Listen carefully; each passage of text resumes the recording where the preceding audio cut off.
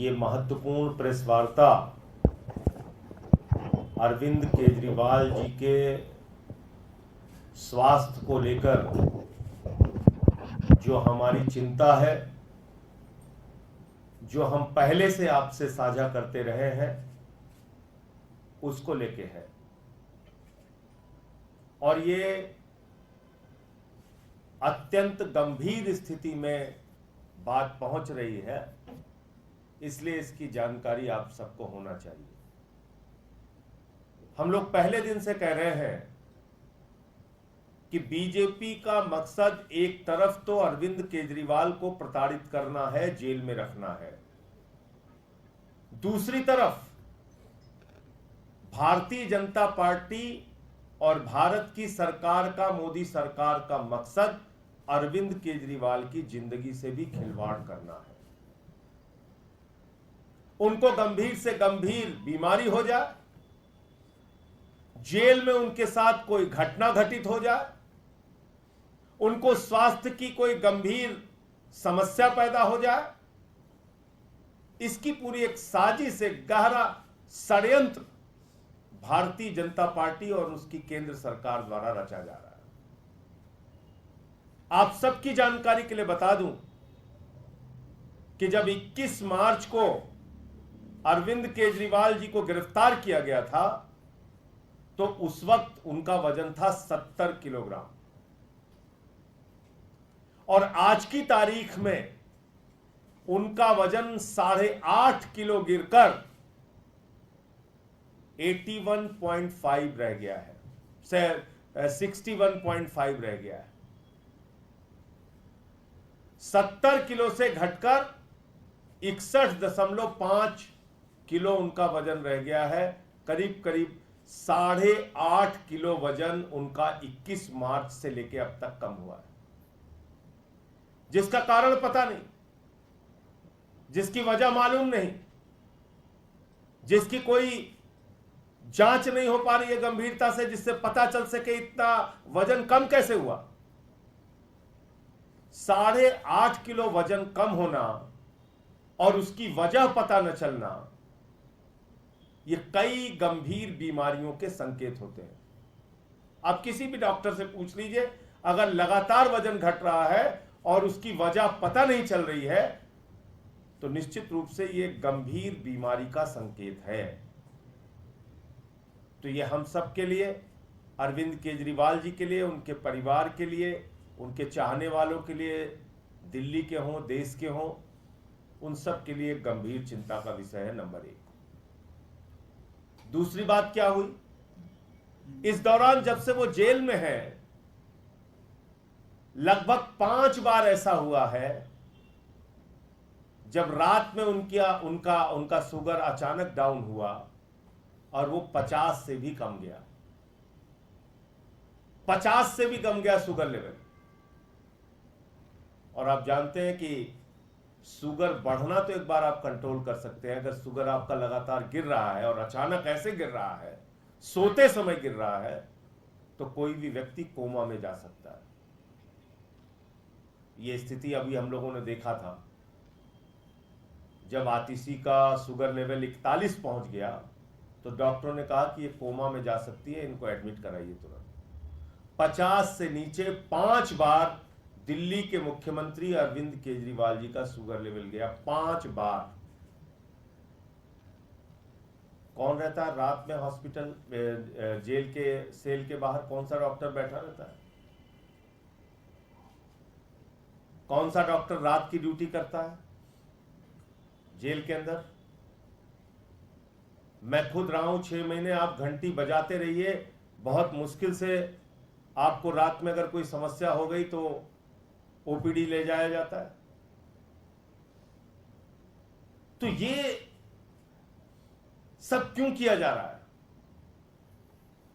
और किस वक्त में किया जा रहा है? आपको याद होगा, जैसे ही ईडी कोर्ट ने जमानत दी थी, हाई कोर्ट में पहुंचकर बगैर ऑर्डर की कॉपी के ईडी ने स्टे ले लिया, जो भारतीय न्यायपालिका के इतिहास में पहली और एकमात्र घटना है। कानून को, नियम को, प्रक्रियाओं को ताक पे रख के स्टे ले लिया गया अरविंद केजरीवाल जी के रिहाई के ऊपर। किसके द्वारा? प्रधानमंत्री नरेंद्र मोदी जी के अधीन आने वाली एजेंसी ईडी के द्वारा। और जब हम लोगों ने कहा कि सुप्रीम कोर्ट से राहत मिल जाएगी और पक्का मिल जाएगी, ऐसा पूरी संभावना लग रही थी, ऐसी पूरी उम्मीद थी, क्योंकि जो सुनवाई के दौरान हम लोगों ने देखा था अदालत का रुख, उससे साफ लग रहा था कि अरविंद केजरीवाल जी को राहत मिलेगी। उससे ठीक पहले सीबीआई का झूठा, मनगढ़ंत, बेबुनियाद केस अरविंद केजरीवाल के खिलाफ बनाया गया। क्यों बनाया गया? उनकी जिंदगी के साथ खिलवाड़ करने के लिए। क्यों बनाया गया? उनके स्वास्थ्य के साथ खिलवाड़ करने के लिए। तो प्रताड़ना, जेल में डालना तो एक विषय है, लेकिन केजरीवाल अपने स्वास्थ्य से टूट जाए, उनको गंभीर बीमारी हो जाए, उनके साथ जेल के अंदर कोई अनहोनी हो जाए, कोई घटना दुर्घटना हो जाए, ये बड़ा साजिश और षड्यंत्र का मकसद है भारतीय जनता पार्टी और देश के प्रधानमंत्री का। इसलिए माननीय न्यायालय को भी इन बातों का संज्ञान लेना चाहिए। और जो एक छोटा मामला अब सीबीआई का बचा है, आप जानते हैं ईडी जब जमानत देती है तो पीएमएलए की शर्त कहती है कि अदालत को यह लगना चाहिए कि व्यक्ति निर्दोष है, तभी उसको जमानत मिल सकती है। ईडी की कोर्ट ने जमानत दिया, यह मान के दिया कि अरविंद केजरीवाल निर्दोष है, यह मान के दिया कि ईडी के अधिकारी बायस्ड तरीके से, दुर्भावना से केजरीवाल के खिलाफ केस बना रहे हैं, कार्रवाई कर रहे हैं। और दूसरा, जो सुप्रीम कोर्ट का फैसला आया कल, उस फैसले में भी साफ तौर पे कहा गया है कि जांच करने का मकसद, पूछताछ करने का मकसद ये नहीं कि आप किसी को गिरफ्तार करें। और बहुत सारे गंभीर सवाल ईडी के ऊपर उठाए गए। लार्जर बेंच से फैसला आएगा और मुझे पूरी उम्मीद है कि जिस तरह से पीएमएलए का और ईडी का दुरुपयोग सिर्फ और सिर्फ राजनीतिक विरोधियों को गिरफ्तार करने और प्रताड़ित करने के लिए किया जा रहा है, उस पर माननीय सर्वोच्च न्यायालय की जो बड़ी बेंच है, जो गठित होनी है, वो निश्चित रूप से रोक लगाएगी और कोई एक फैसला देगी।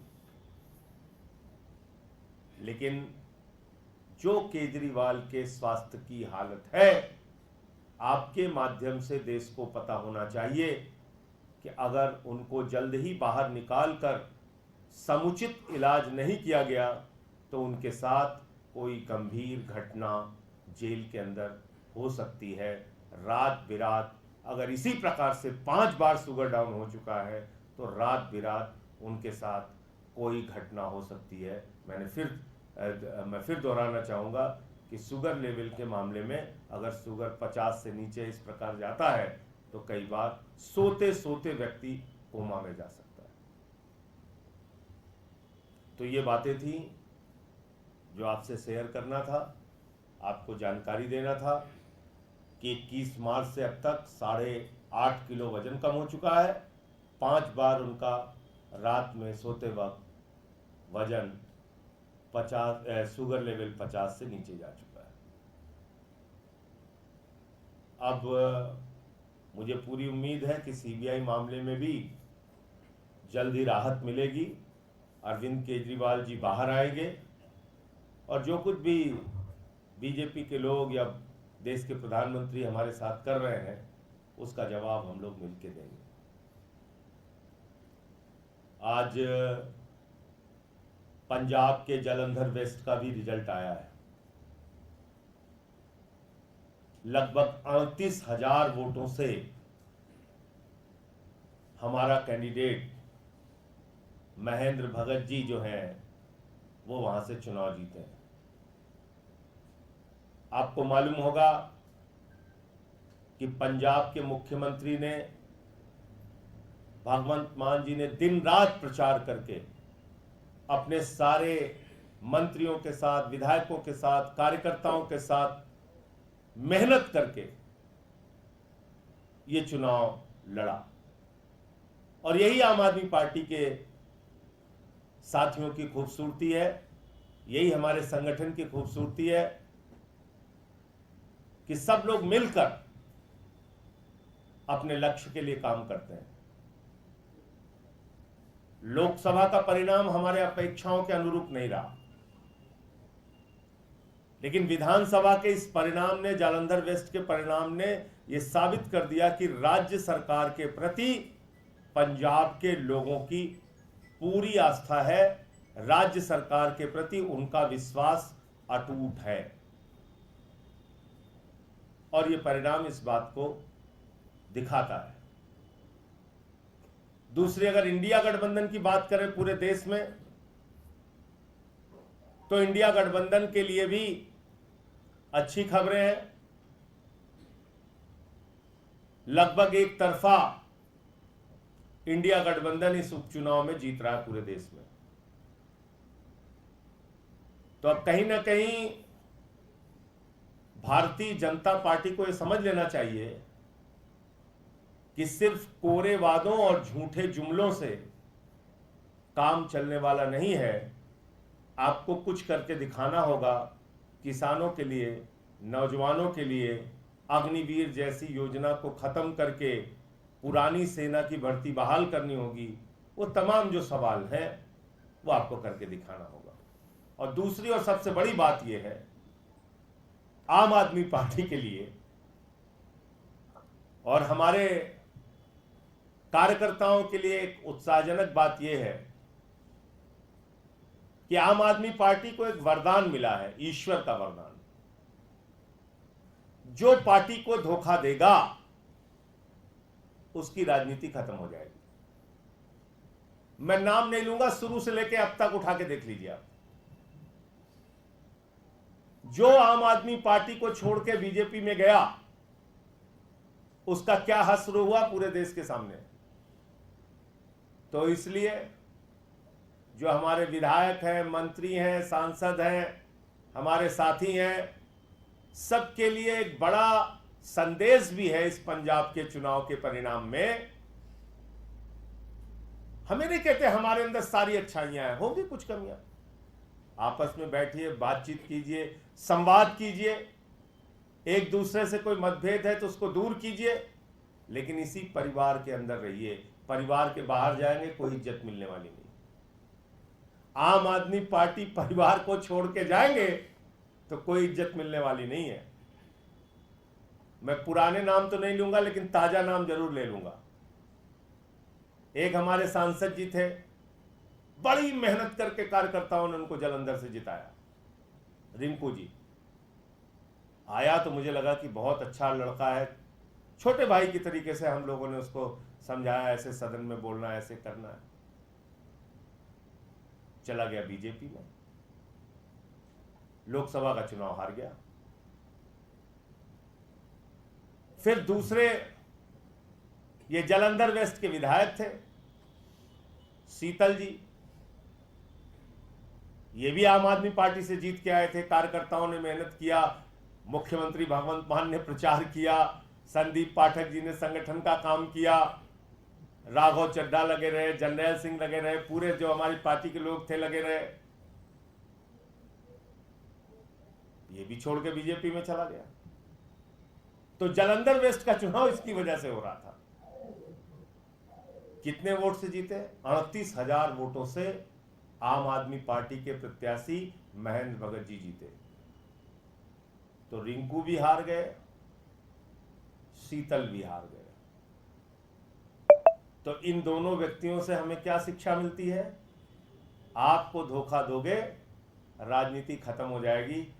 जिस परिवार में हो वहीं बने रहो। थोड़ा बहुत मतभेद है, कहीं कोई बात बुरी लग रही है, घर के अंदर बात करो। परिवार में बातचीत, संवाद से सारी समस्याओं का समाधान होता है। दूसरी जगह जाओगे बहुत बुरा हाल होगा। पुराने नाम याद दिलाऊंगा तो बहुत लंबी सूची हो जाएगी। कोई तो मुख्यमंत्री बनने चला गया था भाजपा में, क्या हाल हुआ?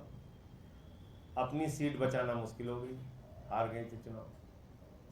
तो इसलिए आम आदमी पार्टी का कार्यकर्ता बड़ी निष्ठा के साथ किसी के साथ लगता है, बहुत मेहनत के साथ लगता है, उसको कहीं से भी ठेस पहुंचाना ठीक नहीं। पार्टी मुसीबत में हो तो उस वक्त धोखा देना ठीक नहीं। पार्टी के साथ खड़े रहिए। ये जालंधर वेस्ट के परिणाम का एक और बड़ा संदेश है। धन्यवाद। आपके कोई प्रश्न हो तो आप पूछ सकते हैं। संजय जी, अगला जो पड़ाव है, चुनावी पड़ाव, वो दिल्ली है। आप ये जो मैसेज दे रहे हैं कि अपना अगर छोड़ के जाओगे तो पछताओगे, क्या ये दिल्ली के विधायकों को भी संदेश है, जो कि छतरपुर और सबके लिए संदेश है। दिल्ली के विधायक हों, दिल्ली के मंत्री हों, पंजाब के विधायक हों, पंजाब के मंत्री हों, दिल्ली के सांसद हों, पंजाब के सांसद हों, ये सबके लिए मैसेज है। और पार्टी संगठन के पदाधिकारियों के लिए भी मैसेज है। और इस मैसेज के साथ मैं एक बात और कह रहा हूं कि हमारे परिवार में कमियां होंगी, लेकिन उसको हम मिल बैठकर बातचीत करके दूर करेंगे। मुसीबत में पार्टी छोड़ना, संकट के समय में पार्टी छोड़ना, यह ठीक बात नहीं है और इसको कोई पसंद नहीं करता। खासतौर से आम आदमी पार्टी के बारे में तो मैं दावे के साथ कह सकता हूं, जो ये पार्टी छोड़ के बीजेपी में गया वो कभी जीत नहीं पाया चुनाव हारा है वो। जो कल पेड़ों कटाई की लेकर कोर्ट ने टिप्पणी की है, कोर्ट ने स्पष्ट कहा कि दिल्ली के उपराज्यपाल अदालत से बातें छिपा रहे हैं, खुद को कोर्ट समझ बैठे हैं। ये बहुत गंभीर टिप्पणी है कोर्ट की और इसकी पूरी जांच गहनता के साथ होनी चाहिए। जो इसके लिए जिम्मेदार है, मामला न्यायालय में है तो निश्चित रूप से वहां से एक कड़ा फैसला उन लोगों के खिलाफ आएगा जिन्होंने ये पेड़ कटवाने का काम किया है। और अब तक जो अखबारों की खबरें आ रही हैं, जो जानकारियां मिल रही हैं और जो अदालत के सामने भी जानकारियां आ रही हैं, उसमें एलजी पूरी तरीके से इन्वॉल्व है।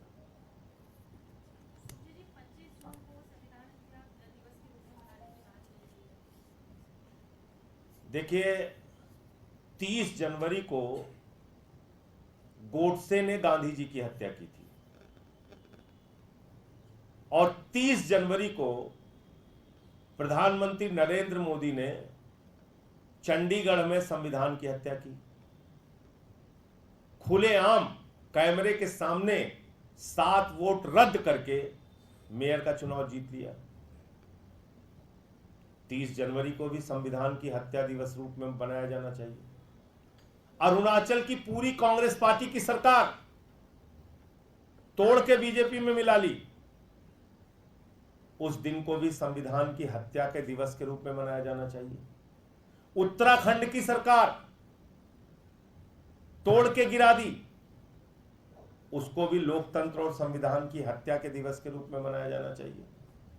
मध्य प्रदेश की कांग्रेस की सरकार तोड़ के गिरा दी, खरीद फरोख्त करके गिरा दी, उसको भी संविधान की हत्या के दिवस के रूप में मनाया जाना चाहिए। कर्नाटक की सरकार तोड़फोड़ करके खरीद फरोख्त करके गिरा दी, उसको भी संविधान की हत्या के दिवस के रूप में मनाया जाना चाहिए।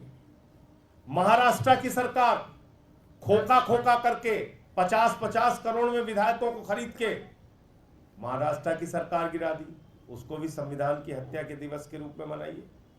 गोवा में तोड़फोड़ करके सरकार बनाई गई, उसको भी संविधान की हत्या के दिवस के रूप में मनाइए।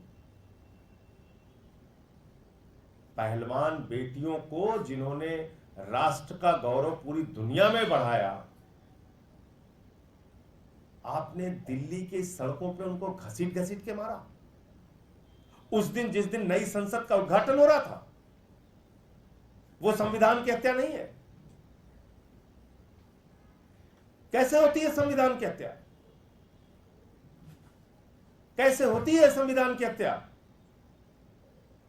एक आदिवासी के युवक के सिर पे बीजेपी का नेता पेशाब करता है।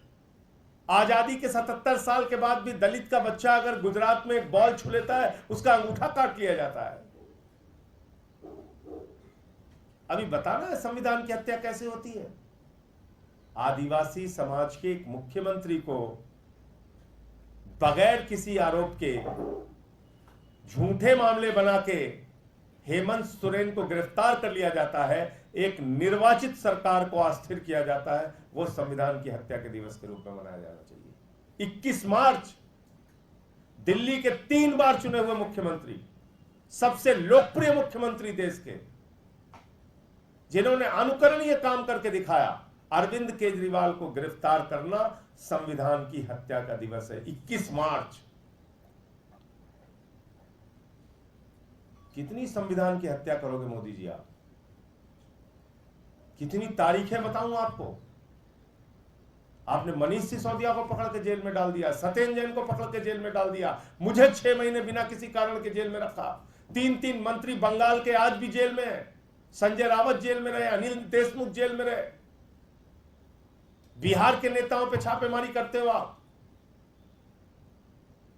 पूरे देश में विपक्ष को पकड़ पकड़ के, गला पकड़ के जेल में डाल रहे हो। अखिलेश यादव को सीबीआई का नोटिस, राहुल गांधी को सीबीआई का नोटिस, सोनिया गांधी को सीबीआई का नोटिस। कितनी हत्या कर रहे हो संविधान की आप? कितने दिवस मनाए जाए? प्रधानमंत्री नरेंद्र मोदी और उनकी पार्टी सुबह उठने से लेकर रात सोने तक हर दिन हर पल संविधान की हत्या कर रही है। और अब क्या बाकी रह गया? इससे ज्यादा प्रमाण चाहिए आपको? मनुस्मृति पढ़ाया जाएगा दिल्ली विश्वविद्यालय में। मनुस्मृति पढ़ाएंगे लोग। मनुस्मृति,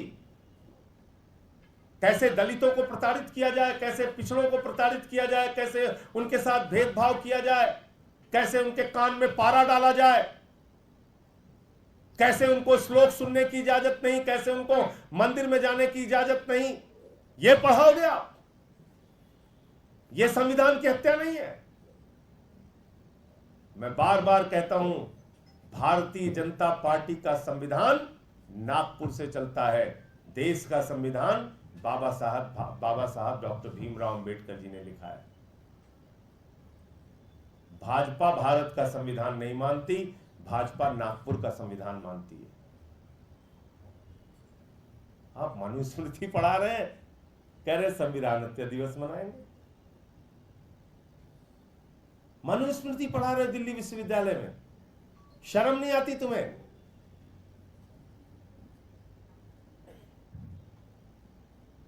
तो इसलिए हर दिन हर पल एक ही मकसद है मोदी का, संविधान की हत्या करो, आरक्षण खत्म करो, दलितों, पिछड़ों, अल्पसंख्यकों, आदिवासियों को अपने पैर के नीचे कुचलो, उनको इंसान नहीं जानवर समझो। यही मकसद है। और इसलिए कोई कंफ्यूजन हम लोगों के दिमाग में नहीं है। इनसे लड़ाई लड़ेंगे। 22 तारीख से संसद शुरू हो रही है, फिर ये सवाल उठाएंगे। संजय जी, सेंट्रल गवर्नमेंट ने जम्मू कश्मीर रीऑर्गेनाइजेशन एक्ट के अंदर बदलाव किया है, एलजी को ज्यादा पावर्स दी गई है, मुख्यमंत्री जो भविष्य में चुना जाएगा उसकी शक्तियां। तो मैंने वो देखा नहीं है जो आदेश जिसका आप जिक्र कर रहे हैं, देखकर ही इस पर कोई प्रतिक्रिया देना ठीक होगा।